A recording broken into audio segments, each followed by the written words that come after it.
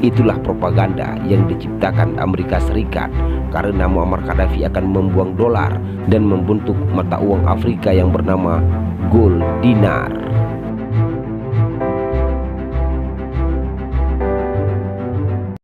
Banyak negara berlahan mulai meninggalkan dolar Amerika Serikat dan memilih mata uang lain untuk transaksi perdagangan.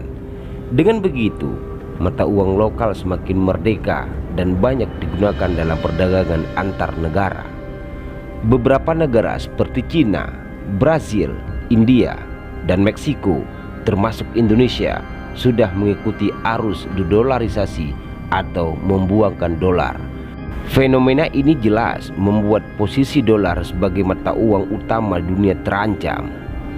Fenomena ramai-ramai membuang dolar oleh sebagian negara sebetulnya bukan kali ini terjadi. Sekitar tahun 2009 ada pemimpin revolusioner yang berani mengusik kejayaan dolar di kawasan. Nama pemimpin itu adalah Muammar Gaddafi. Muammar Gaddafi memimpin Libya sejak 16 Januari 1970 sebelum digulingkan secara tragis pada 2011 silam. Selama berkuasa 42 tahun, dia dikenal sebagai pemimpin paling berani menentang hegemoni barat. Alison Pargeter menceritakan sejak berkuasa Gaddafi berani mengusir militer Amerika Serikat dan Inggris sekaligus menasionalisasi perusahaan-perusahaan asing. Dia juga berani menciptakan kubu baru dalam berpolitik global. Kubu itu berisi negara-negara dunia ketiga tanpa melibatkan Uni Soviet setelah Rusia dan tentunya Amerika Serikat. Pembentukan kubu itu bertujuan untuk menyatukan solidaritas guna melenyapkan imperialisme dan kedudukan barat.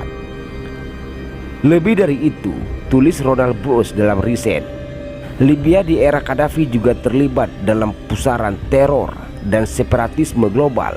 Lewat World Revolutionary Center, dia aktif memberikan dukungan terhadap aksi kekerasan dan gerakan separatisme. Di Indonesia, jejaknya terlihat pada eksistensi Gerakan Aceh Merdeka atau GAM.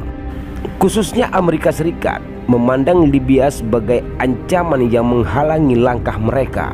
Bahkan Presiden Ronald Reagan menyebut Muammar Gaddafi sebagai anjing gila di Timur Tengah. Kata Ronald Reagan, parahnya lagi, dia pun kerap melakukan pesta dan membeli barang-barang mewah. Forbes bahkan menyebut Gaddafi sebagai pria 200 miliar dolar dan menobatkannya sebagai salah satu pemimpin dua terkaya setelah Raja Arab Saudi, Raja Thailand, dan Sultan Brunei Darussalam. Setelah puluhan tahun, barulah posisi Muammar Gaddafi mulai terancam pada tahun 2009 silam. Kala itu mengutip laporan dari BBC, Muammar Gaddafi yang memimpin Uni Afrika ingin membuang dolar dan membentuk mata uang bersama antara negara Afrika bernama gold dinar. Bahkan persatuan ini bukan hanya sektor ekonomi tetapi juga politik dan militer. Pada titik inilah Barat mulai kehilangan kesabaran. 2 tahun setelah mimpi itu disampaikan, malapetaka datang menghampiri Muammar Gaddafi. Gelombang Arab Spring sejak 2010 dan yang menuntut perubahan dan kedatangan Amerika Serikat beserta NATO menggoyahkan kursi kekuasaan penguasa Libya saat itu. Dari dalam negeri, aksi demonstrasi besar-besaran yang terjadi, sedangkan di luar negeri, Amerika Serikat bersiap menyerang Libya atas nama demokrasi. Hasilnya jelas membuat posisi Muammar Gaddafi kian terpojok. Puncaknya terjadi pada Oktober 2011. Kala itu, rombongan Muammar Gaddafi yang sedang menuju kota Misrata untuk kabur diserang pesawat NATO. Tercatat lebih dari 100 orang tewas, tetapi Muammar Gaddafi berhasil selamat dan bersembunyi di got. Meski demikian, persembunyian itu tak berlangsung lama. Beberapa jam setelahnya, dia ditemukan dan berhasil dibunuh massa.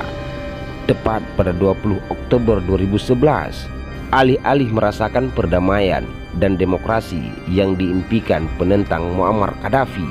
Sejak itulah Libya memasuki era baru. Kini Libya justru berada dalam pusaran perang sipil.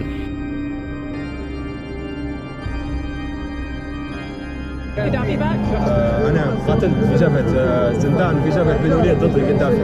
Now كان في قذافي هنا في قاتل مع قذافي. Restriction at all in the street. No, no one against us. Against me for what? Because I am not Muslim. They love me, all my people with me. They love me all.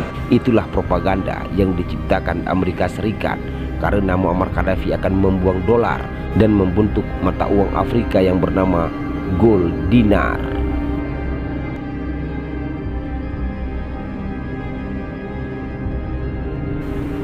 Jangan lupa untuk menekan tombol subscribe. Semoga informasi ini bermanfaat bagi Anda. Terima kasih.